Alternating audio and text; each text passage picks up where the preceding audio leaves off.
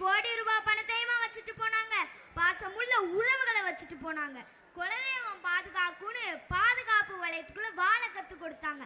ஆறு ஏரி மரம் மலைன்னு வாழ்வாதாரங்களை வச்சுட்டு போனாங்க. ஆனா நீங்க உங்க பிள்ளைகளுக்கு எதை வச்சுட்டு போறீங்க? லட்சமா சம்பளம் கிடைக்குதுன்னு உடனே பெத்தவங்களை தவிக்க விட்டுட்டு அந்நிய தேசத்துக்கு போறீங்க. அப்பன்னு ஆத்தாலும் செத்து புழுவச்சு கிடக்கிறது கூட தெரியாம பணம் பின்னாடி ஓடிக்கிட்டே இருக்கீங்க. உங்களெல்லாம் எப்படி மனுஷன்னு சொல்றது? படைச்சவனை நினைக்காத எந்த படைப்பு ஊறுப்பட்டிருக்குது? உங்களை அந்த கடவுள் தான் காப்பாத்தணும். போச்சு போச்சு. என்ன அண்ணாச்சி, இவர் இப்படி பேசிட்டு போறாரு? ஏலே